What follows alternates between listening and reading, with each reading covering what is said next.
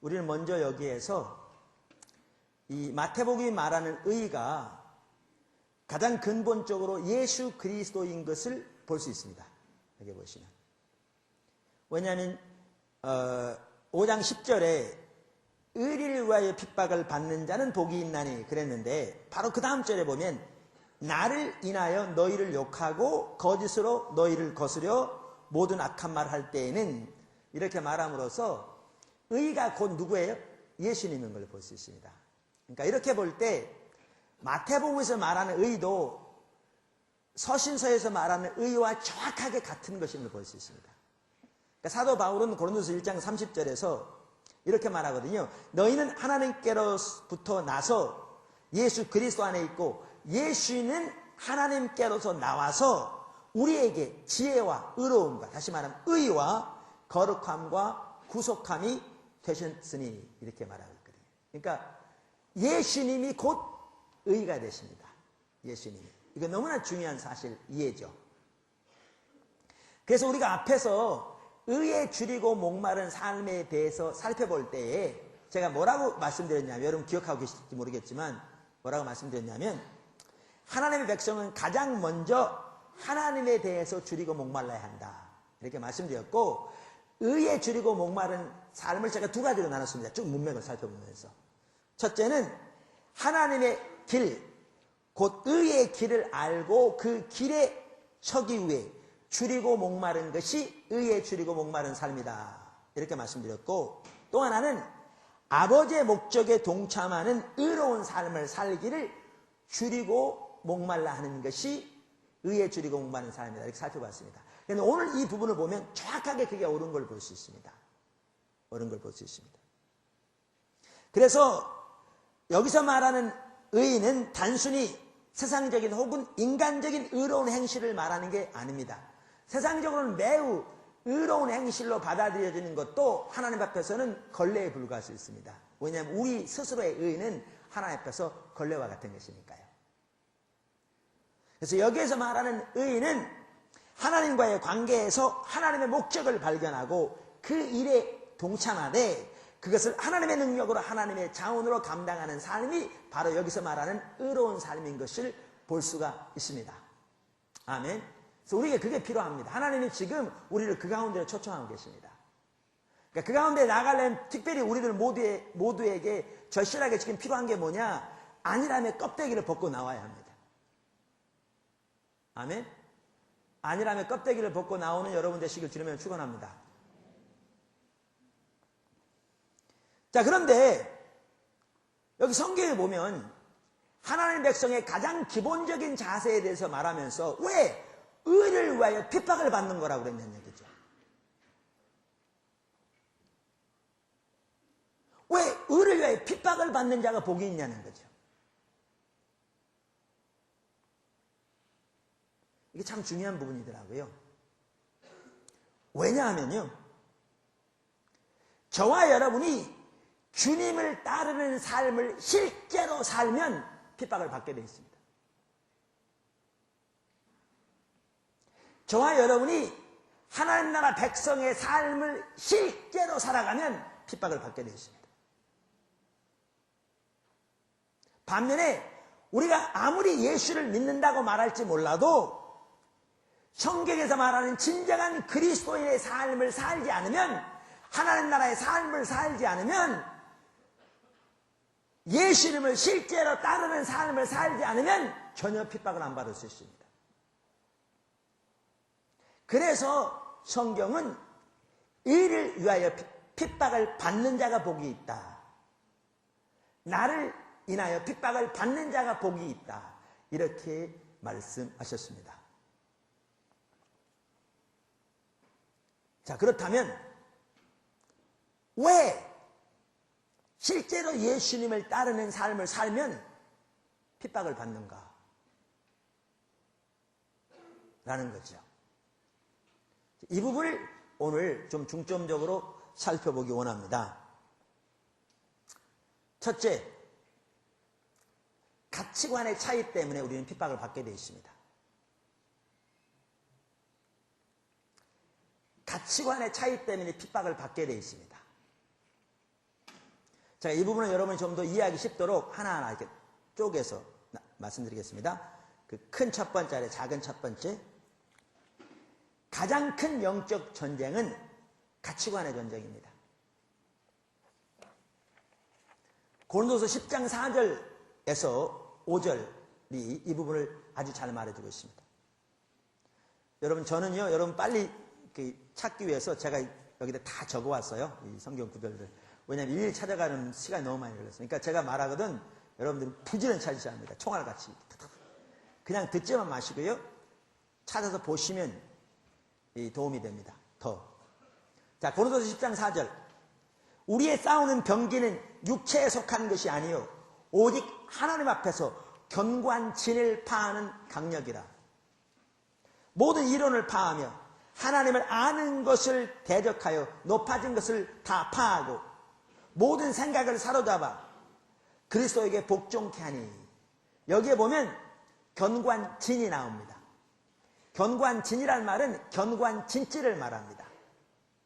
그러니까 여러분이 제2차 대전 노르만드 상륙 작전과 관련된 영화를 보시면 그 해변가에 독일군 진지가 아주 강하게 있었잖아요. 아주 강력한 진지가 있어서 그 좁은 틈으로 기관총을 설치해 놓고 해변에 향해 있었으니까 그 해변에 그 올라오는 아무런 그 방어막도 없는 그 군인들 그냥 총으로 갈게 되니까 무수히 죽었잖아요. 그죠? 이러한 그 진지, 그게 여기서 말하는 견고한 진입니다. 근데 이 견고한 진은 누구의 견고한 진이냐? 사단의 견고한 진입니다. 여기에 보면. 근데 이 사단의 견고한 진이 어디 있냐는 거죠. 술집이 사단은 견고한 진이 아니고요. 마약의 소굴이 사단의 견고한 진이 아니고요. 깽단들의 소굴이 견고한 진이 아니고 무당집이 견고한 진이 아닙니다. 여기서 말하는 사단의 그 견고한 진이 뭘 가리키느냐? 여기 나와 있는 것처럼 뭐죠? 이론, 생각을 가리킵니다. 다시 말하면 가치관을 가리킵니다. 가치관.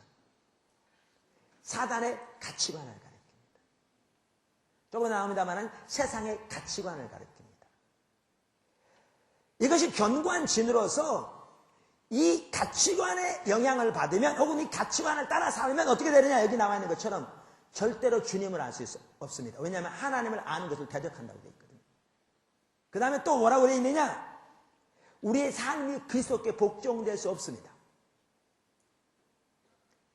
그래서 여기서 보아서 알 수 있듯이 성경이 말하는 가장 치열한 영적 전쟁은 가치관 전쟁입니다. 사단의 가장 강력한 진지는 가치관입니다. 아멘. 반드시 보셔야 합니다. 자, 그 다음에 작은 두 번째입니다. 큰 1번은 작은 두 번째. 세상의 가치관과 하나님 나라의 가치관은 정반대라고 해도 과언이 아닙니다. 하나님의 가치관과 세상의 가치관은 빛과 어둠이 다른 것처럼 근본적으로 다릅니다. 아멘. 여러분 고린도서 6장 14절 이하를 보십시오. 너희는 믿지 않는 자와 멍에를 같이 하지 말라.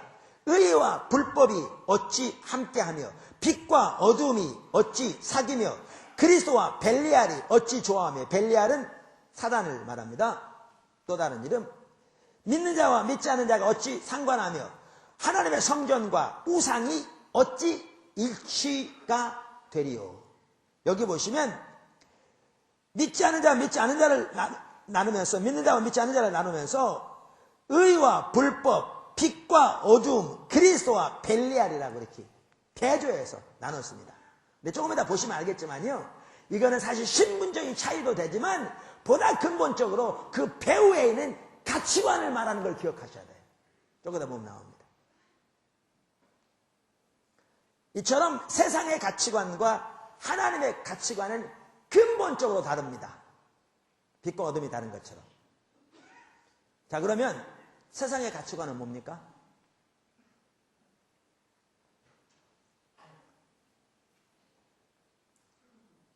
세상의 가치관을 잘 보여주는 성경 구절 중에 하나가 에베소서 2장 1절에서 3절입니다. 거기에 보면 사도 바울이 불신자였을 때의 삶에 대해서 말하고 있습니다. 그러니까 하나님을 믿지 않는 세상 사람들의 삶의 특징을 말하고 있는 것이죠. 그래서 이렇게 말합니다.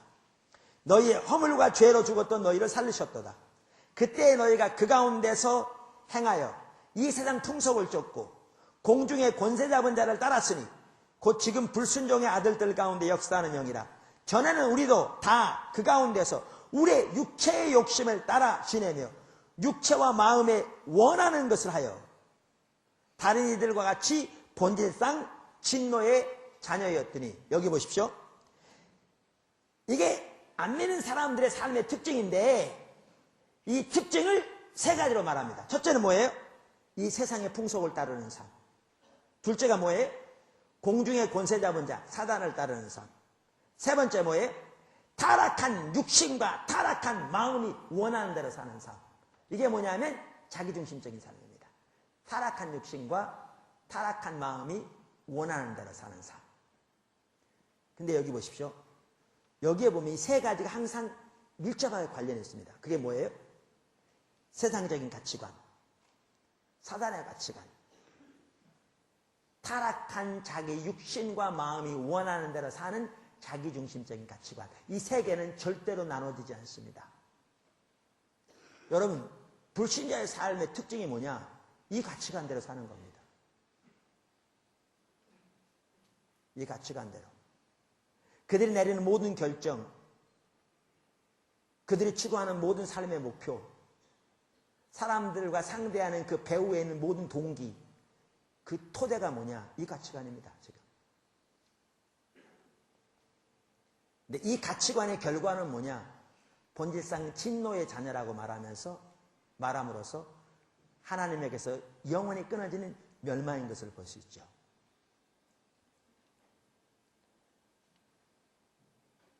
그래서 세상의 삶은 바로 이러한 세상의 가치관을 따라 사는 것입니다. 우리도 다 그 가운데 살았습니다. 하나님은 지금 그 가운데 있는 모든 사람들을 다 하나님 나라로 부르고 계십니다. 근데 보십시오. 우리가 예수를 믿는다 이렇게 말하면 성경에 보면 그게 단순히 지옥 안 가고 천국 갈 티켓 얻었다 이걸 말하는 게 아님을 볼 수 있습니다. 성경이 말하는 구원은 단순히 천국 갈 티켓 얻는 것을 말하는 게 아니라 이 세상의 가치관을 따라 사는 그 삶에서 하나님의 가치관을 따라 사는 그 삶으로 근본적으로 전환하는 것이 구원임을 말해주고 있습니다. 이거 너무너무 중요합니다. 여러분, 그래서 골로새서 1장 13절은 이렇게 말하죠. 그가 우리를 흑암의 권세, 이건 사단의 권세, 똑같은 말입니다. 권세란 말은 authority, 또는 권세, 다시 말하면 통치를 말합니다. 그것을 바꿔 말하면 가치관 그 말이죠. 흑암의 권세에서 건져내사 그의 사랑의 아들의 나라로 옮기셨으니, 나라가 뭘 가리켜요? 성경에서 말하는 하나님 나라는 하나님의 통치를 말합니다. 하나님의 주권적인 통치를 말합니다. 그래서 구원을 뭐라고 표현하고 있는가? 사단이 왕으로 다스리는 그 권세 아래서, 사단이 다스리는 그 통치 아래서, 사단의 가치관이 지배하는 그 세계 안에서 하나님의 아들 예수님이 다스리는 그 통치, 그 나라, 그 가치관으로, 그 가치관이 다스리는 그 삶으로 옮기셨다 이렇게 말합니다. 무슨 말 보이십니까? 그러니까 우리의 구원은 단순히 천국 가는 티켓을 확보하는 것이 아니라 이렇게 세상의 가치관을 가지고 살아가는 그 삶에서, 그 통치 아래 삶을 살면서 그 지배 아래 사는 삶에서 하나님의 가치관이 다스리고 하나님의 왕으로 통치하시는 그 나라로 옮기운 것을 말합니다. 그래서 우리는 하나님의 가치관을 따라 살아야 합니다. 그게 우리 신앙입니다. 여러분이 주일날 빼놓지 않고 교회에 나오고 11조를 빼놓지 않고 하나님께 드린다 할지라도 그거 다 중요합니다. 그러나 아무리 그렇게 드린다 할지라도 하나님의 가치관을 따라 살지 않고 예전에 살던 대로 세상의 가치관을 따라 그대로 살아가면 여러분은 철저하게 타락한 삶을 살고 있는 것입니다. 하나님과 전혀 상관없는 삶을 살고 있는 것입니다. 근데 실제로 너무나 많은 소위 하나님의 백성들이 그렇게 살아갑니다. 오늘날 삶에서. 그러니까 어떻게 되느냐? 하나님의 생명을 경험하지 못합니다. 하나님 나라의 통치, 하나님의 생명의 임재, 하나님의 능력을 경험하지 못하는 거죠. 종교적인 모양은 있을지 모르지만 철저하게 타락한 사람이기 때문에 하나님의 생명과 하나님 나라의 능력과 하나님 나라의 통치와 하나님 나라의 임재를 경험하지 못하는 것이죠. 못하는 것이죠. 근데 여러분 잘 보십시오. 여러분이 진실로 우리의 신앙인들이 그렇게 해야 될 것처럼 하나님 나라의 가치관을 가지고 살아가면, 그 하나님 나라의 가치관에 의한 삶을 살아가면 세상 나라의 가치관을 가지고 있는 사람들로부터 핍박을 받게 돼 있습니다. 왜? 가치관이 다르기 때문에. 그래서 예수님이 말씀하시기를 의를 위하여 핍박을 받는 자는 복이 있다고 하나님 나라 백성의 가장 기본적인 자세에 대해서 말하면서 의를 위해 핍박을 받는 것을 말했습니다. 반대로 아까도 말씀드린 것처럼 종교생활은 잘할지 모르지만 하나님 나라의 가치관을 따라 살지 않으면 어차피 세상 나라와 가치관과 똑같은 삶을 살아가면 가치관이 같은 것이기 때문에 핍박을 안 받을 겁니다. 안 받을 겁니다. 그래서 예수님께서 뭐라고 말씀하셨냐면 누가복음 6장 26절에 모든 사람이 너희를 칭찬하면 화가 있도다. 너희 조상들이 거짓 선지자들에게 이와 같이 하였느니라 라고 말함으로써 거짓 선지자들은 정확하게 세상 사람들과 똑같은 가치관으로 행했던 걸 볼 수 있습니다.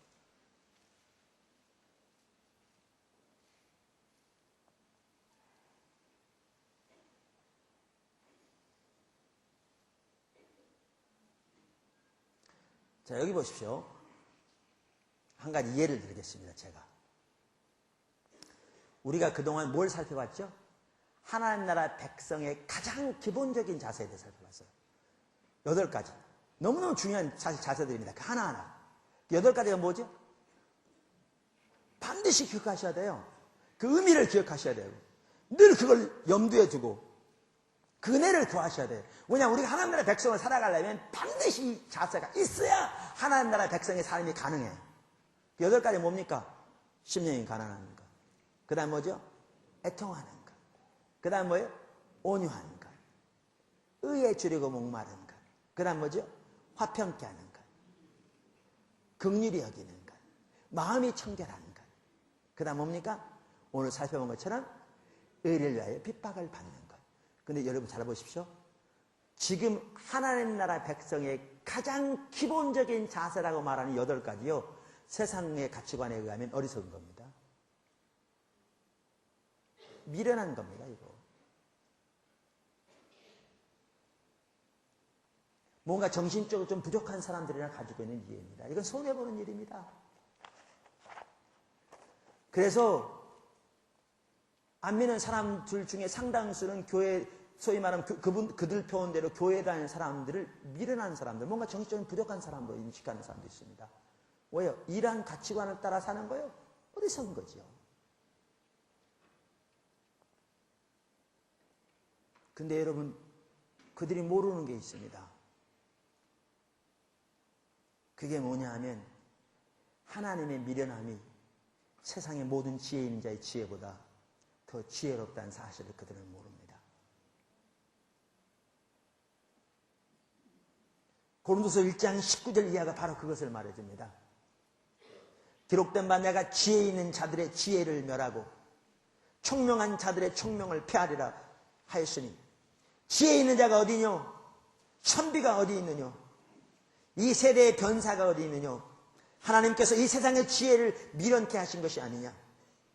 하나님의 지혜에 있어서는 이 세상이 자기 지혜로 하나님을 알지 못하는 거로 하나님께서 전도에 미련한 것으로 믿는 자들을 구원하시기를 기뻐하셨도다. 유대인은 표적을 구하고 헬라인은 지혜를 찾으나. 나중에 살펴볼 겁니다. 이거 너무너무 중요한 구절입니다. 사실 이 말. 여러분, 유대인은 표적을 구하고 헬라인은 지혜를 찾으나. 이거 나중에 살펴볼 텐데요. 이들은 똑같이 어떤 자들인지 아세요? 세상적인 가치관을 가지고 있는 자들입니다. 그러니까 뭘 못 보는 줄 아세요? 십자가에 못 박힌 그리스도가 하나님의 능력인 걸 전혀 못 보는 겁니다. 세상적인 가치관을 가지고 있기 때문에 못 보는 겁니다.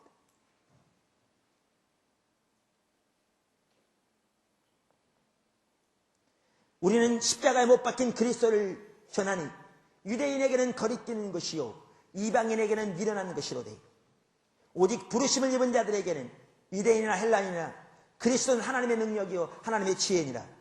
그러면서 1장 25절에 이렇게 말합니다. 하나님의 미련한 것이 사람보다 지혜 있고 하나님의 약한 것이 사람보다 강하니라. 여러분, 아까 말씀드린 대로 하나님 나라 백성의 가장 기본적인 자세 8가지만 하더라도 세상의 가치관에 의하면 어리석은 것이고 미련한 것이고 뭔가 좀 부족한 것일지 몰라도 그들이 알지 못하는 것이, 그들이 지혜롭다고 하는 그 모든 것들이 하나님 앞에서 너무너무나 어리석은 거라는 거죠. 하나님의 그 모든 지혜를 다 패하실 거라는 겁니다. 그리고 하나님의 미련한 것이 그들의 모든 지혜보다도 지혜롭다는 겁니다. 왜? 이 하나님의 가치관을 따라 살 때 거기에 하나님의 생명이 넘치기 때문에 구원부터 시작해서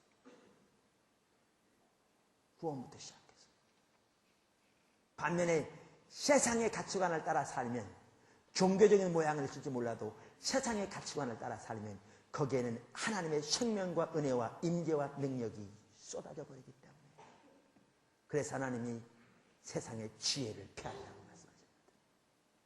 이걸 보셔야 합니다. 이걸 보셔야 합니다.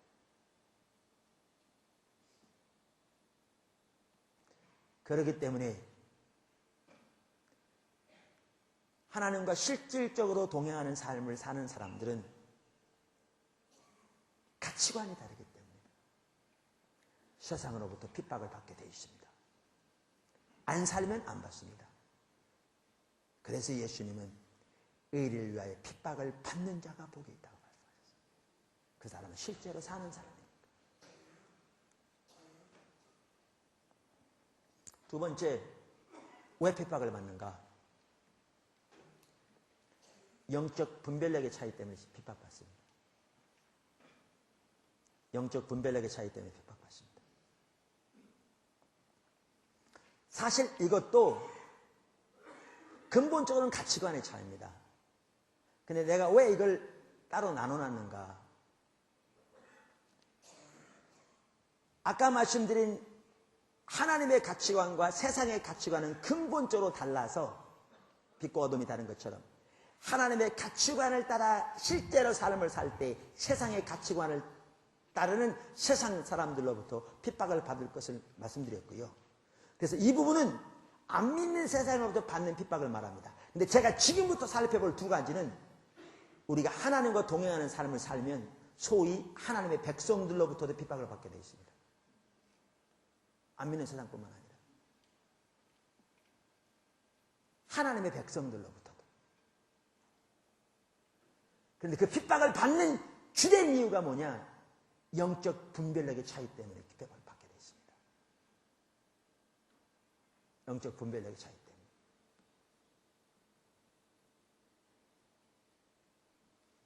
자, 그러면 영적 분별력의 차이 때문에 핍박을 받는 가장 주된 부분이 뭐냐?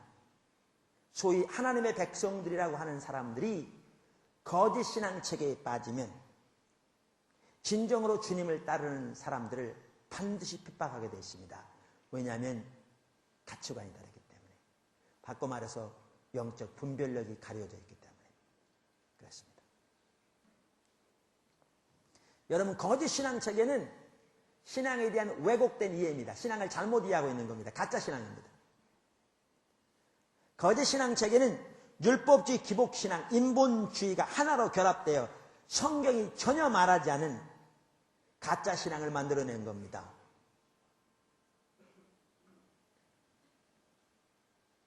하나님을 믿어도 결국 자기 목적이 벌겋게 살아있고, 그래서 하나님은 결국 자기 목적과 목표를 위한 수단에 불과하냐, 실제 삶에서. 그게 기복신앙입니다. 그럼 자기가 원하는 그 목표와 목적을 이루어달라고 하나님께 열심히 봉사하고 열심히 기도하고 열심히 헌금하는 게 뭐냐? 그게 율법주의입니다. 자기의 종교적인 희생과 헌신과 자기의 종교적인 의식을 통해서 하나님의 은혜를 얻고자 하는 율법주의입니다. 그러한 사람들은 실제적으로 하나님과 동행하는 삶을 살지 않기 때문에 살아가는 삶의 방식에 있어서는 세상의 가치관 그대로 가지고 살아갑니다. 세상의 가치관 그대로. 자기의 방법 그대로 살아갑니다. 그게 뭐냐? 엠본주의입니다. 이게 거짓 신앙체계의 모습입니다. 어떤 사람들은 제가 거짓 신앙체계로 부르는 것을 종교의 영이라고 부르기도 합니다. A religious spirit. 왜 그러느냐? 이것은 우리 신앙을 일반 종교 수준으로 끌어내려 버린 것이기 때문에 그렇습니다. 세상의 모든 종교가 다 그러한 이해를 가지고 있습니다. 그래서 세상의 모든 종교는 다 세상적인 가치관으로 살아가는 거죠. 자기 목적을 위해. 우리의 신앙은 반면에 천지를 창조하신 유일하신 하나님의 인격체이시므로 그 인격체이신 하나님과의 살아있는 친밀한 교제입니다. 그리고 하나님의 목적과 의도를 발견하고 우리의 삶을 조정하여 그 하나님의 향하심에 우리의 온 삶으로 동참하는 것이 우리의 신앙입니다. 그렇게 할 때 우리 안에 하나님의 생명이 넘치고 우리 안에서 그리고 우리를 통해서 하나님의 뜻이 이루어지게 되는 것이지요. 그리고 이러한 삶을 살기 위해서 우리는 하나님의 목적을 위해 살 뿐만 아니라 하나님의 차원으로 하나님의 방법으로 살아가는 것이지요. 여기 하나님의 방법으로 살아간다는 말은 하나님의 가치관을 따라 사는 것을 말합니다. 그런데 보십시오. 이렇게 신앙생활 하면서도 진정으로 하나님과 동행하는 이러한 올바른 신앙생활 하면 아까 말씀드린 대로 거짓 신앙체계를 가진 소위 하나님의 백성들로부터 핍박을 받게 되어 있습니다. 왜냐하면 가치관이 다르기 때문에요. 영적 분별력이 다르기 때문에 그렇습니다. 구약의 모든 선지자들을 보십시오. 그 시대의 하나님의 백성들로부터 핍박을 받지 않은 선지자 한 사람도 없습니다.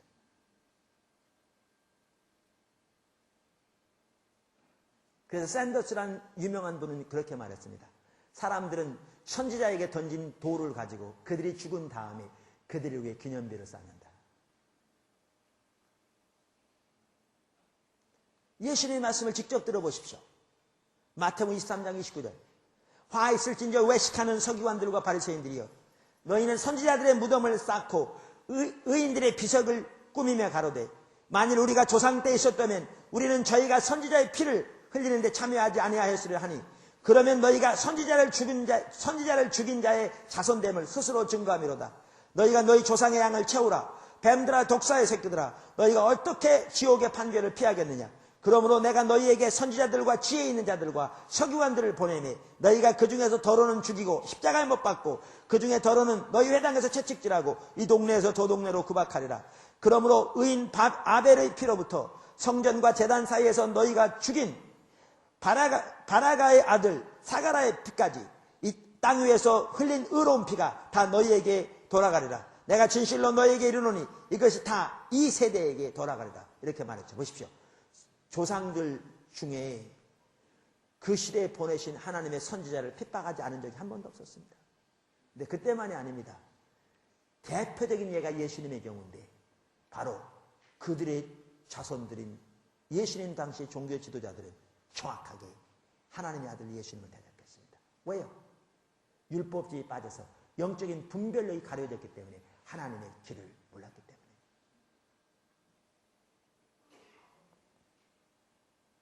예수님만이 아닙니다. 사도 바울의 경우도 마찬가지였습니다. 그래서 갈라디아서 5장 11절에 이렇게 말합니다. 형제들아 내가 지금까지 할례를 전하면 어찌하여 지금까지 핍박을 받으리요. 그리하였으면 십자가에 거치는 것이 그쳤으리라. 여러분 이 말은 매우 의미가 있는 말입니다. 이 구절을 보면 뭘 알 수가 있는가 하면요. 그 당시에는 예수를 믿는 믿음뿐만 아니라 거기에다가 할례를 포함한 구약의 전통을 지켜야 한다는 율법주의적인 거짓 가르침이 매우 팽배했던 걸 볼 수 있습니다. 그리고 그것은 매우 종교적인 모양을 가지고 있었고 매우 경건한 모양을 가지고 있었습니다. 어떻게 보면 많은 사람들이 그렇게 믿고 있었던 걸 볼 수 있고요. 특별히 유대 기독교인들에게는 그 삶이 아주 익숙해 있었습니다. 왜? 자기 조상 대대로 그렇게 해왔으니까. 그런데 사도 바울은 철저히 그걸 대적하잖아요. 왜요? 그렇게 한다는 건 실제로 예수를 믿을 뿐만 아니라 자기의 종교적인 육신적인 행동을 의지한 하나님께 나가는 것으로서 철저하게 타락한 율법주의이기 때문에. 그러니까 사도 바울이 그 모든 것을 버리고 오직 은혜, 오직 믿음, 오직 십자가, 오직 성령한 삶을 말했을 때 그들은 집중적으로 대적했죠. 핍박했죠. 그럼 사도 바울이 이렇게 말하죠. 내가 저들처럼 하면 뭐 때문에 지금 핍박받겠냐. 그냥 만약 내가 그렇게 했더라면 십자가에 거치는 것, 십자가의 능력은 소멸되었으리라 이렇게 말하잖아요. 보십시오. 정확하게 예수님이 그랬고요. 정확하게 사도들이 그랬고요. 구약의 선지자들이 그랬고요. 하나님과 실질적으로 동행하는 삶, 오직 하나님만이 유일한 의가 되신 삶, 예수님만이 유일한 거룩함이 되신 삶, 오직 은혜, 오직 믿음, 오직 십자가, 오직 성령으로 대변되어지는 진정한 십자가에 의한 삶, 십자가의 복음에 의한 삶을 살았을 때 그들은 모두 그 당시 거짓 신앙체계를 가진 사람들로부터 집중적인 핍박을 받았습니다. 왜냐하면 가치관이 달랐기 때문에. 여러분 이것은 성경 시대만이 아닙니다. 예수님께서 요한복음 16장 2절에 이렇게 말씀하셨거든요. 사람들이 너희를 추리할 뿐 아니라 때가 이르면 너희를 죽이는 자가 생각하기를 이것이 하나님을 섬기는 예라 하리라고 제자들에게 미리 말씀하셨는데 2000년 기독교 역사 동안에 동일한 일들이 일어났습니다. 여러분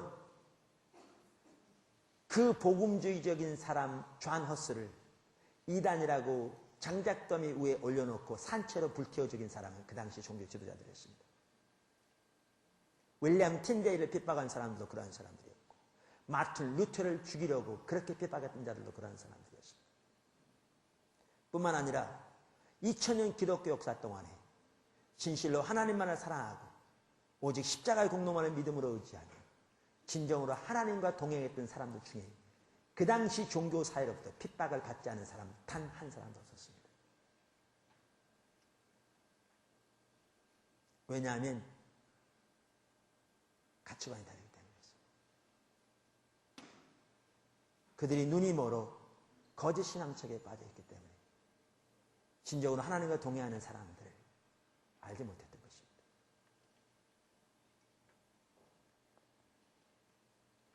여러분 아까 가장 큰 영적 전쟁은 가치관의 전쟁이라고 그러면서 제가 어디를 읽었죠?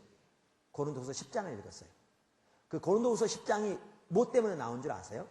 그 배경이? 여러분 고린도 10장부터 13장까지가 고린도 교회를 어지럽게 했던 그 이단들에 대한 것을 다루고 있습니다. 거짓 사도들과 선지자들의 얘기가 거기 다루어져 있습니다. 그 당시 고린도 교회는 그 거짓 선지자들과 사도들의 영향력을 받아서 사도 바울을 사도가 아니라고 그렇게 받아들였습니다. 그리고 사도 바울을 배척했습니다. 그리고 사도 바울을 배척할 뿐만 아니라 사도 바울이 전한 복음을 떠나기 시작했습니다.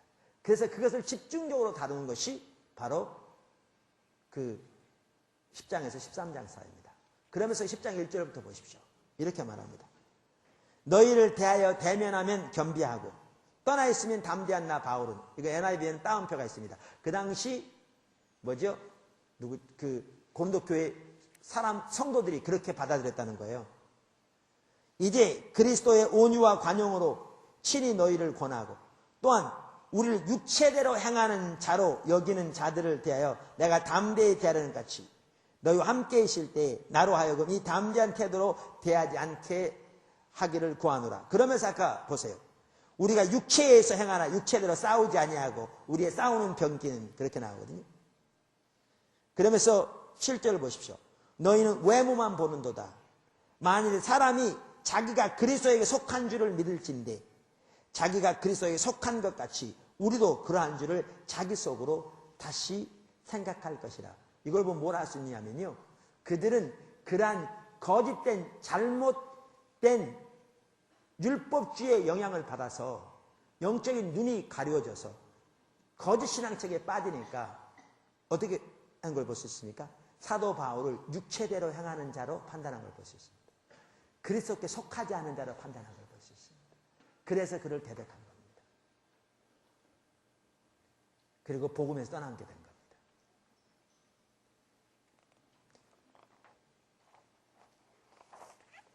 여러분, 왜 의를 위하여 핍박을 받는 자가 복이 있는가? 그들은 실제로 주님을 따르는 자들이기 때문에 그렇습니다. 그들은 오직 예수 그리스도만을 자신의 의와 능력과 거룩함과 지혜로 여기는 자들이기 때문에 그렇습니다. 그들은 주님의 십자가만이 그들의 능력이요 혹은 십자가에 못 박힌 예수 그리스도만이 그들의 능력이요 그들의 지혜인 자들이기 때문에 그렇습니다. 그러한 삶을 실제로 살면 핍박을 받게 되어 있습니다. 그래서 성경은 의를 위하여 핍박을 받는 자는 복이 있다. 이렇게 예수님께서 말씀하신 것입니다. 큰 세 번째,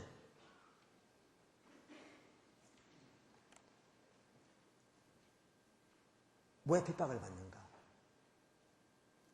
왜 핍박을 받는 자가 복이 있다고 하셨는가? 세 번째, 저와 여러분이 성령의 인도를 따라 살면 핍박을 받게 되어 있습니다. 이것도 역시 가치관의 문제입니다. 이것도 역시 영적 분별력의 문제입니다. 왜 그런가? 성령의 일은 인간의 지혜로 판단할 수 없습니다. 그래서 영적으로 무지한 자들은 성령의 인도를 따르는 삶을 대적하고 핍박하게 되어 있습니다. 고린도서 2장 9절에서 10절 기록된 바 하나님이 자기를 사랑하는 자들을 위하여 예비하신 모든 것은 눈으로 보지 못하고 귀로도 듣지 못하고 사람의 마음으로 생각지 못하였다함과 같으니라. 오직 하나님이 성령으로 이것을 우리에게 보이셨으니 성령은 모든 것 곧 하나님의 깊은 것이라도 통달하시느니라. 그러면서 2장 14절 육에 속한 사람은 하나님의 성령의 일을 받지 아니하나니 저희에게는 미련하게 보이며 또 깨닫지도 못하나니 이런 일은 영적으로야 분별함이니라. 여기에 육에 속한 사람은 반드시 불신자만을 말하는 게 아닙니다. 그 문맥을 보면 예수를 믿으면서도 고린도 교회처럼 육신적인 그리스도인도 포함됩니다. 여러분, 그러니까 이 말은 성령께서 하셨다고 하면서 하는 모든 일들이 다 정당한 일이라 그 얘기 전혀 아닙니다. 또 성령께서 하셨다고 하면서 성령의 인도하심을 하나님의 말씀에 비춰보지도 않고 영적 리더의 권면도 무시하는 자들의 행실이 옳다는 말도 아닙니다. 그건 잘못된 겁니다. 여러분, 성경에 보면 사도 베드로와 사도 바울과 같은 그러한 사도들도 하나님의 성령께서 자기들을 인도하신 그 모든 것들을 철저하게 말씀으로 비춰보았을 뿐만 아니라 하나님의 교회 앞에 그 하나님의 성령의 인도를 철저하게 검증받아 질서하에 있었습니다. 사도들도. 그러므로 성령의 인도 운운하면서 하나님의 말씀을 비춰보지도 않고 영적 지도자들의 그 권면도 듣지 않으면 그런 사람들은 필연적으로 미혹됩니다. 그러니까 제가 그걸 말하는 게 아닙니다. 그러나 여러분 보십시오. 분명한 한 가지는 우리가 구약에 나오는 선지자들의 삶에서도 볼 수 있고 예수님의 삶에서도 무엇보다 누구보다 볼 수 있고 사도들의 삶에서도 볼 수 있듯이 우리가 성령의 인도를 따라 순종하는 삶을 살면 그것을 이해하지 못하는 사람들로부터 핍박을 받게 되어 있습니다. 이것이 성령의 인도를 따라 살아가는데 우리가 져야 할 스티그마입니다. 무슨 말이냐? 여러분 보세요. 하나님께서 예레미야에게 그러셨어요. 가서 배로 된 띠를 사라. 사서 네 허리에 매라. 허리에 맸습니다. 그랬더니 하나님 뭐라고 그러시냐면 그걸 풀러가지고 유브라데 강가에 가서 묻으라. 그 당시 예루살렘에서 유브라데 강은 상당히 먼 거리였습니다. 가서 묻었죠. 그랬더니 또 와서 뭐라고 그러느냐. 딱 왔는데 하나님 가서 파보라 그래요. 아니 가서 묻으라고 할 때는 언제고 또 파라고 할 때는 언제고. 그래서 가서 파봤습니다. 그랬더니 이런 배 같은 경우에는요. 그 습기가 차면 다 썩어버리죠. 썩어버리면 다 떨어져 버리잖아요. 전혀 힘이 없이. 그런 상태였어요. 그걸 보는 순간 하나님께서 말씀을 주셨어요. 이스라엘이 이 배처럼 그 스스로는 어떠한 소중한 것도 없으되 하나님의 허리를 동이는 그 소중한 자들로 삼으셨는데 저들이 하나님을 떠난 거로 이렇게 썩은 배처럼 이렇게 돼버린. 그러면서 이스라엘에 대한 심판을 말씀하세요. 근데 보세요. 그 일을 만약에 그 당시 종교 지도자들이 했다고 하십시다. 하나님 나 가서 배띠를 사라고 그랬어. 그리고 뭐죠? 그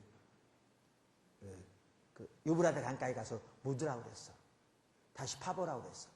그렇게 얘기를 해보십시오. 그들은 비웃고 조롱할 겁니다.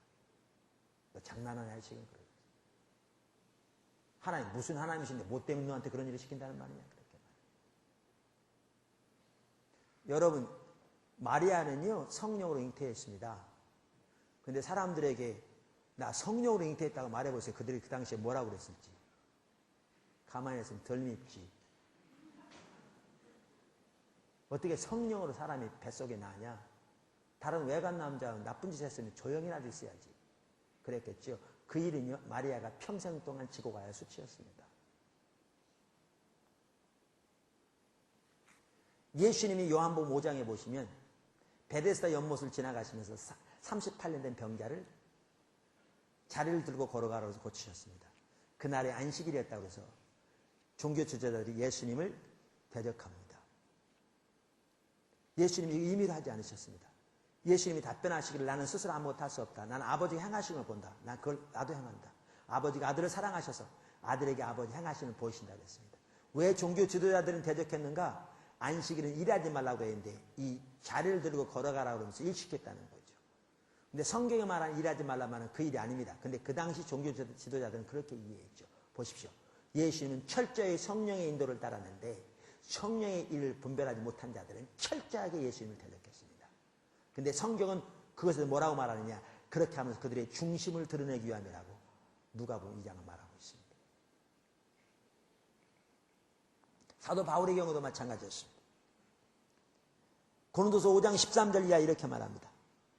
우리가 만일 미쳤어도 하나님을 위한 것이요. 여러분 이게 중요한 말. 이게 무슨 말인지 아세요? 지난주 제가 잠깐 읽고 지나가는데 여러분이 진정으로 성령에 대한 삶, 하나님과 동행하는 삶을 살면 사람들의 보기에 미친 것처럼 보일 수 있다 그 말입니다. 사도 바울이 그랬습니다. 내가 만일 미쳤어도 하나님을 위한 것이요 정신이 온전하여도 너희를 위한 것이니 내가 하나님과 동행할 때는 너희들에게 그렇게 보일지 모르지만 그냥 내가 너희를 위하여서 정신이 온전한 것처럼 행동한다 그 얘기입니다.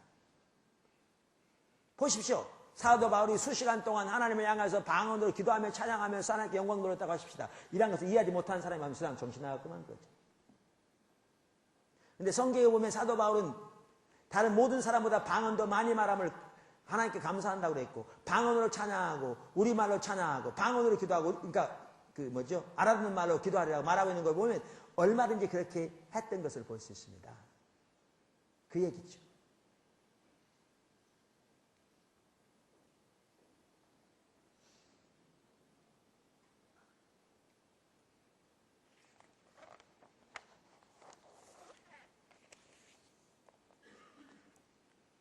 이와 같이 우리가 성령에 의한 삶을 살면 반드시 핍박을 받게 되어 있습니다.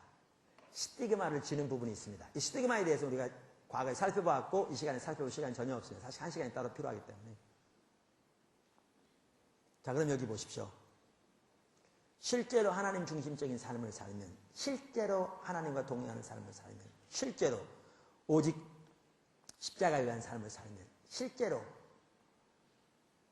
하나님 나라 백성의 삶을 살면 여러분 핍박을 받는 것은 당연히 있는 한 삶의 부분입니다. 그래서 요한에슬레 선생님은 자기에게 핍박이 없을 때 오히려 염려했습니다. 한번 그렇다고 그러잖아요. 최근 들어서 핍박이 별로 없었나 봐요. 그러니까 내가 잘못됐나 고민했어요. 그렇게 고민하고 있는데 돌이 날라왔어요. 그래서 돌을 피하고 난 다음에 근데 괜찮은 모양이다. 그렇게 안심했다고 그러잖아요. 저는 볼 때 참 중요한 것 같더라고요. 성경에 보면 왜 의를 위하여 핍박을 받는 자가 복이 있다고 그랬느냐. 의를 위하여 사는 삶을 살면 반드시 핍박을 받게 돼 있으니까. 실제로 살면. 핍박이 없다는 그 사람을 안 사는 거니까. 그러니까 핍박을 받는 자가 복이 있다고 그러신 거죠. 그리고 그게 하나님 나라 백성의 가장 기본적인 자세라고 그러신 거죠. 자, 그러면 시간이 거의 다 됐는데, 이상하다. 1부 예배 때는 제가 시간 내에 잘 맞췄는데, 2부 예배 때는 기도사회까지 하고도 다 시간 내에 맞췄는데, 2부 예배 때는 아직 안 끝났는데 시간이 거의 다 됐습니다. 자, 그럼 핍박이 말 또 어떻게 해야 되느냐? 참 중요한 것 같아서 제가 간단히라도 말씀드리겠습니다. 핍박을 받을 때 어떻게 할 거냐? 첫째, 자신을 살펴보아야 합니다. 너무 중요한 말입니다. 자신을 살펴봐야 합니다. 어떤 사람은 핍박 신드롬이 걸린 사람이 있어요. 그게 뭐냐? 자기가 잘못해서 핍박을 받으면서도 자기는 예수를 위해 핍박을 받는다고 생각해. 베드로전서 2장 20절에 이렇게 말합니다. 죄가 있어 매를 맞고 참으면 무슨 칭찬이 있으리요? 오직 선을 행함으로 고난을 받고 참으면 이는 하나님 앞에 아름다우니라.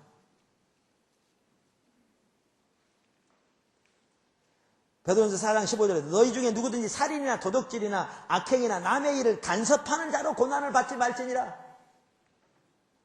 아까 읽었던 본문 말씀에서도 뭐라고 그랬죠? 예수님께서 나를 인하여 너희를 욕하고 핍박하고 거짓으로 너희를 거스려 악한 말을 할 때에는 너희에게 복이 있나니 그랬어요. 그러니까 우리가 잘못하면서 핍박받는 것은요, 핍박받는 게 아니고 우리가 회개할 일입니다. 그래서 핍박을 받을 때 내가 지금 잘못하고 있나 살펴봐야 합니다. 또 하나 있습니다. 내가 이렇게 사람에겐 잘못한 게 아닐지 모르지만요, 하나님 앞에서 잘못하고 있나 살펴봐야 합니다. 막 빅길 목사님이라는 목사님이 계시거든요. 10년 이상 전에 그분이 그 당시에는 목회를 할 당시인데 지금은 이제 국제 중보기도집에서 이렇게 귀한 사역을 한다는 것인데 그때도 교회가 매우 컸고요. 하나님은 그 교회를 더 놀라우게 함께 하셨어요. 근데 아무 일이 없다가 갑자기 여러 단체에서 동시에 자기들을 공격하더래요. 그때 하나님을 찾는 중에 하나님께서 뭘 보여주셨는가? 그 교회에 내는 하나님 참 놀라우게 함께 하시고 하나님의 임재가 함께 하시고 교회는 날마다 성장하고 참 귀한데 자기들이 자기 본교회에 대해서는 신경을 썼을지 모르지만 다른 많은 교회들이 침체되어 있는데 그 다른 교회에 대해서는 전혀 신경을 쓰지 않고 있는 걸 보이신 거죠. 그래서 그거를 하나님 앞에서 깨닫고 회개하고 돌이키니까 그 대적이 금방 사라지더랍니다. 우리가 우리에게 핍박이 있을 때 자신을 살펴봐야 합니다. 여러분, 초대 예루살렘 교회 보십시오. 이상적인 교회였습니다. 여러분, 오늘날 많은 교회에서 초대교회로 돌아가자. 그 말은 예루살렘 교회를 두고 한 얘기입니다. 고린도 교회 돌아가기를 원하는 사람 아무도 없을 거고요. 갈라디아 교회로 돌아가기를 원하는 사람 없을 겁니다. 지금 예루살렘 교회를 두고 한 말입니다. 그만큼 이상적이었습니다. 근데 거기 핍박이 왔습니다. 어쩌면 그들은 그걸 통해서 하나님 앞에 자신을 돌아봤는지 모릅니다. 어쩌면. 여기 사도행전 8장 1절에 이렇게 말하면 사울이 그의 죽임을 여기 그의 죽임 당함을 이건 스데반이죠. 마땅히 여기더라. 그날에 예루살렘에 있는 교회에 큰 핍박이 나서 사도 외에는 다 유대와 사마리아 모든 땅으로 흩어지니라. 여러분, 이들이 목숨이 두려워서 그냥 도망간 것만은 아닌 것 같아요. 왜냐하면 흩어져서 모든 마을들로 가서 복음을 전하기 시작했거든요. 담대하게. 그럼 어쩌면 그들은 그걸 통해서 주님 앞에서 기다리는 중에 어쩌면 주님의 마지막 명령을 기억했을지 모릅니다. 주님이 승천하시면서 하신 말씀이 너희는 예루살렘과 온 유대와 사마리아와 땅끝까지 이르러 내 증인이 되라고 하셨는데 그들은 예루살렘에만 머물러 있었거든요. 그리고 핍박이 왔을 때 그들은 어쩌면 하나님의 뜻을 분별하고 그때부터 어떻게 하기 시작했느냐? 온 유대와 사마리아와 땅끝까지 이르러 복음을 증거하기 시작했어요. 그들이 하나님의 뜻을 분별하여 그렇게 안 했을지는 몰라도 결과는 정확하게 그대로 됐습니다. 그들은 흩어져서 온 유대와 사마리아와 땅끝까지 복음을 증거하게 되었습니다. 핍박이 우리에게 올 때 한 가지 중요한 것은 우리 자신을 살펴봐야 합니다. 개인적으로 교회적으로 하나님께 살펴봐야 합니다. 두 번째, 지혜롭게 행동해야 합니다. 여러분, 예수님이 제자들을 세상으로 보내시면서 마태복음 10장에 잘 나와 있습니다. 집중적으로 뭘 말씀하는지 아세요? 핍박에 대해서 말씀하셨습니다. 여러분, 빨간 글씨로 된 예수님의 말씀을 한번 찾아보세요. 성경에. 한 번도 예수님은 나를 따르면 부자가 되리라 그렇게 말씀한 적 없습니다. 단 한 번도. 오히려 종교 지도자 중에 한 사람이 예수님께 와서 예수님 어디로 가니 날 따르겠습니다. 그랬더니 예수님 하신 답변이 뭐였느냐? 여우도 굴이 있고 새도 둥지가 있으되 인자는 머리 둘 곳이 없다 했습니다. 이 말을 자세히 보시면 아마 그 종교 지도자가 예수님을 따르면 한몫 좀 건질까 생각했던 것 같아요. 그러니까 예수님 하신 말씀이죠. 너 번지수 잘못 찾았어. 난 머리 둘 것도 없는 사람이야. 그 말이거든요. 예수님을 따르면 부자가 되리라고 말씀하신 적 한 번도 없습니다. 단 한 번이 없습니다. 근데 성경에 보시면 예수님을 따르면 핍박을 받으리라고 여러 번 말씀하셨습니다. 그게 예수님이 약속하신 바입니다. 왜 그런 줄 아세요? 실제로 주님과 동행하는 삶을 사람이 핍박을 받게 되어 있습니다. 그러면서 그 제자들에게 세상으로 내보내시면서 하신 말씀이 뭐냐? 제가 마음이 급해지니까 지금 말이 헷갈리네요. 내보내시면서 하신 말씀이 뭐냐? 지혜로우라는 겁니다. 마태복음 10장 16절 바로 그 단락에서 하는 말씀이죠. 보라 내가 너희를 보냄이 양을 이리 가운데 보냄과 같도다. 그러므로 너희는 뱀같이 지혜롭고 비둘기같이 순결하라. 이게 너무 중요합니다. 이건 세상적인 지혜를 말하는 게 아닙니다. 세상적인 소위 말하면 융통성은 전혀 성경적인 지혜가 아닙니다. 그 배후에 사단이 있는 거죠. 왜? 세상적인 가치관이니까. 여기는 비둘기가 순전하되 동시에 뱀처럼 지혜로우라고 했습니다.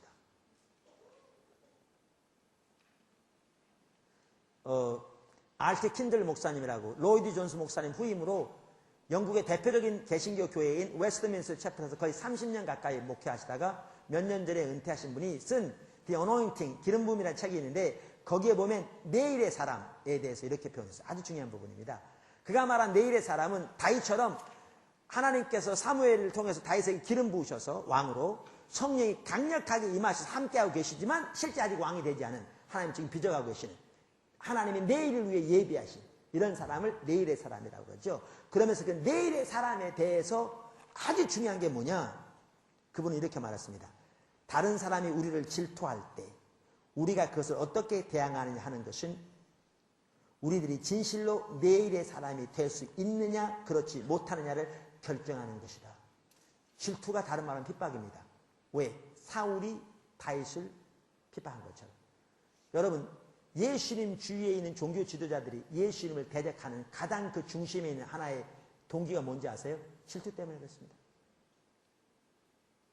2000년 기독교 역사 동안에 하나님의 사람들을 핍박하고 대적했던 수많은 종교 지도자들의 가장 그 중심에 있는 동기 중에 하나가 뭔지 아십니까? 시기와 질투 때문에 그렇습니다. 왜?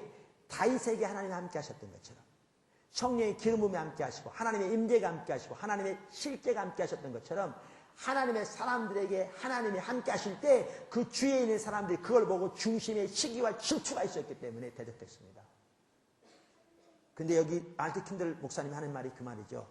다른 사람이 질투할 때, 핍박하고 대적할 때 중요한 게 뭐냐? 지혜롭게 행동해야 된다. 이것이 어쩌면 그 사람이 내일의 사람이 될 수 있는지 없는지를 결정하는 중요한 요소가 될 거라. 너무너무 중요한 말이에요. 왜냐하면 다윗의 경우만 하더라도요. 사울의 질투와 시기로 인하여 완전히 끝장날 뻔했습니다. 그런데 사무엘상 바로 그 18장 14절에 그 모든 일을 지혜롭게 행하니라고 말하고 있죠. 여러분이 하나님의 능력이 함께한다고 함부로 행해서 절대로 살아남지 못할 수 있습니다. 교회 가운데 하나님이 함께 하신다고 여러분이 마음이 높아져서 함부로 말하고 행동하는 자세를 가지고 절대로 살아남지 못할 수 있습니다.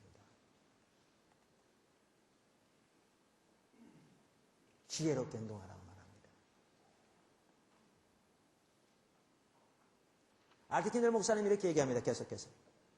어떤 사람이 당신을 질투할 때, 핍박할 때 하나님과 동행하는 삶을 살면서 그 말이죠. 여러분 실제로 하나님과 동행하는 삶, 실제로 예수님만의 능력인 삶, 실제로 성령하는 삶을 살면 질투하게 돼 있다니까요. 핍박이 돼 있다니까요. 핍박할 때 매우 지혜로워야 하는 것을 기억하라. 그리고 그 사람이 아닌 그 사람의 배후에 있는 세력이 우리를 질투하고 있다는 것을 기억하라. 그리고 말이나 행동에 있어서 가능하면 그 사람의 질투를 부채질하지 않도록 지혜롭게 행동하라. 아멘. 세 번째, 핍박을 받을 때 어떻게 해야 되느냐. 여러분, 제가 지금 나누는 것도 너무너무 중요한 부분들입니다. 사실 한 부분. 세 번째, 기꺼이 스티그마를 지고 주님을 따라야 합니다. 말씀드린 대로 핍박은 우리가 주님과 동행하는 삶을 실제로 살면 반드시 받는 한 부분입니다. 피할 수 없는 겁니다. 여러분이 성령과 진정으로 동행하는 삶을 살면 반드시 받는 한 부분입니다. 그러면 핍박 혹은 스티그마를 기꺼이 지고 담대하게 주님을 따르는 삶을 살아야 합니다. 예수님이 그렇게 사셨습니다. 사도들이 그렇게 살았습니다. 구약의 선지자들이 그렇게 살았습니다. 여기에 뭐가 필요하냐? 담대함이 필요합니다. 하나님만을 경외하는 마음이 필요합니다.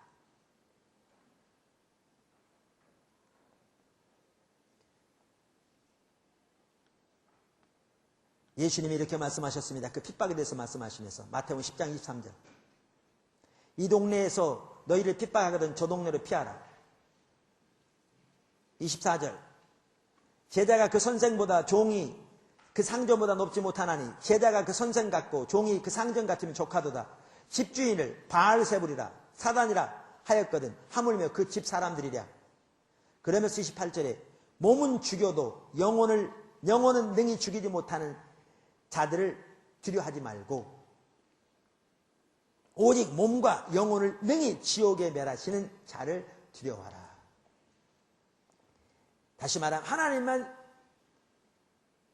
두려워하는, 하나님만 기쁘시게 하고자 하는 그 하나님을 경외하는 자세로 기꺼이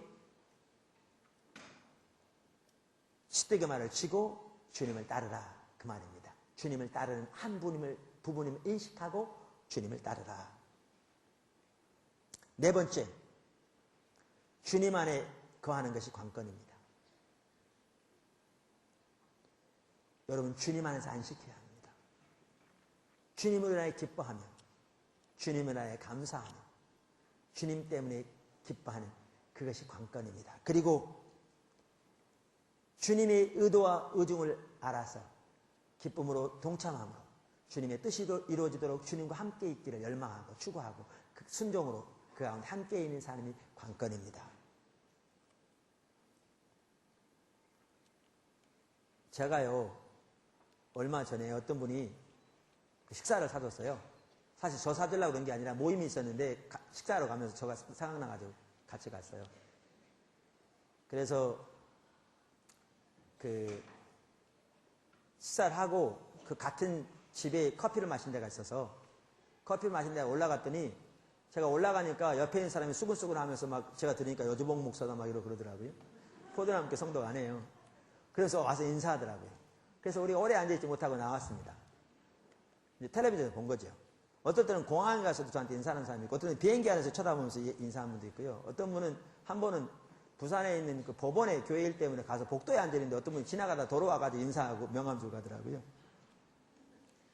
이럴 때가 있어요. 반면에 저는 전혀 알지도 못하는 사람이, 그리고 저를 전혀 알지도 못하는 사람이 저를 이상하게 욕하는 사람도 있어요.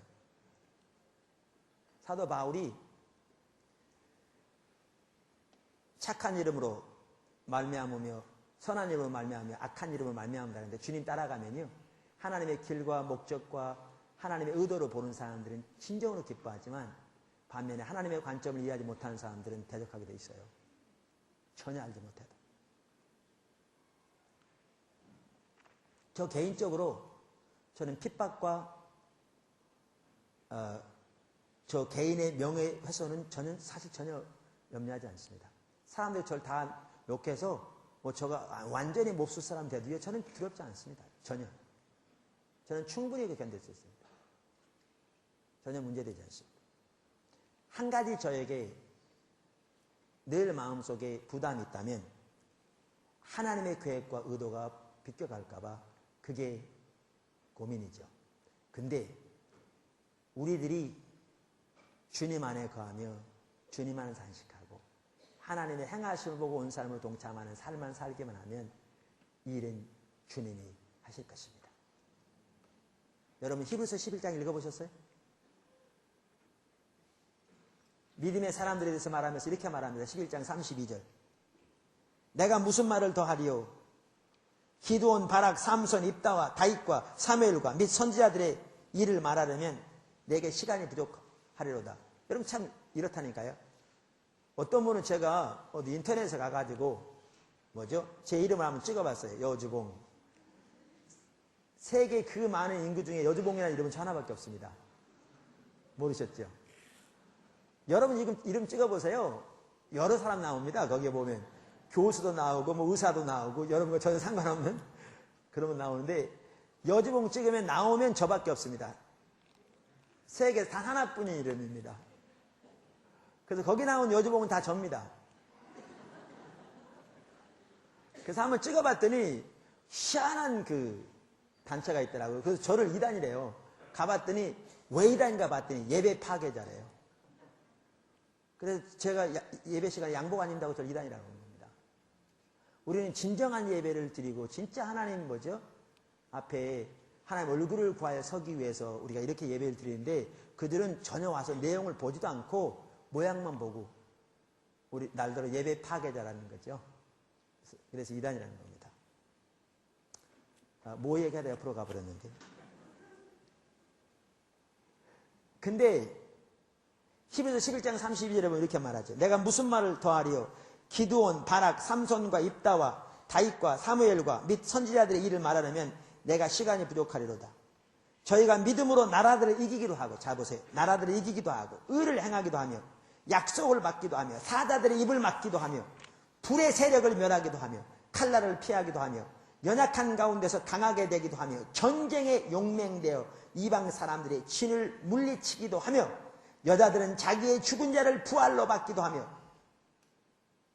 귀하죠? 근데 또 그 다음에 이렇게 되어 있습니다. 또 어떤 이들은 더 좋은 부활을 얻고자 하여 악형을 받되 구차히 면치 아니하였으며, 또 어떤 이들은 희롱과 채찍질 뿐 아니라 결박과 감옥에 갇히는 시험도 받았으며 돌로 치는 것과 톱으로 켜는 것과 시험과 칼에 죽는 것을 당하고 양과 염소의 가죽을 입고 유리하여 궁핍과 환난과 학대를 받았으니 이런 사람은 세상이 감당치 못하도다. 저희가 광야와 산중과 아멜과 토굴에 유리하였느니라. 제가 뭐 얘기하려고 이 구절에 있는 줄 아세요? 우리가 주님 안에 거하여 그렇게 주와 동행하기만 하면 우리가 어떤 상황 가운데 처하든지 하나님의 뜻은 이루어질 거라, 그 말입니다. 이들처럼. 이들은 모두가 다 승리한 자들입니다. 이들은 모두가 다 세상이 감당치 못한 자들입니다. 이들은 모두를 통한 하나님의 뜻은 이루어졌습니다. 그래서 주님 안에 거하는 것이 관건입니다. 마지막으로 5번째, 성경은 기뻐하라고 말합니다. 너희가 핍박이 있거든 기뻐하라. 그 말은 너희가 잘하고 있는 거야. 너희가 신앙생활 잘하고 있는 거야. 너희가 나를 따르고 있는 거야. 너희가 내 발자취를 따르고 있는 거야. 내가 세상에 있을 때 그렇게 핍박을 받았다. 나를 바알세불이라고 그랬는데 하물며 너희는 어떻겠느냐. 예수님이 하신 말씀이죠. 그러면서 하늘의 상이 클 거라고 말합니다. 오늘 본문, 의를 위하여 핍박을 받는 자는 복이 있나니 천국이 저희 것입니다. 나를 인하여 너희를 욕하고 핍박하고 거짓으로 너희를 거스려 모든 악한 말을 할 때에는 너희에게 복이 있나니 기뻐하고 즐거워하라. 하늘에서 너희의 상이 큼이라. 전에 있던 선지자들이 이같이 핍박을 받았느니라. 저와 여러분이 주님을 따라가는 삶을 살게 되길 주님을 축원합니다. 진짜 안일한 삶에서 벗어나서 기꺼이 핍박을 감수하고 스티그마를 지고 진짜 하나님 중심적인 삶, 의의 행실의 삶, 주님을 따르는 삶을 살아갈 수 있게 되기를, 그리고 포도나무 교회가 그렇게 주님을 따라가기를 주님을 축원합니다. 우리에게 지금 가장 필요한 것이 안일의 껍데기를 벗는 것입니다. 그걸 벗어던지고 그렇게 주님을 따름으로 하나님의 은혜가 여러분 각자의 삶과 가정에 더욱 회복되게 되기를 주님을 축원합니다. 기도하겠습니다.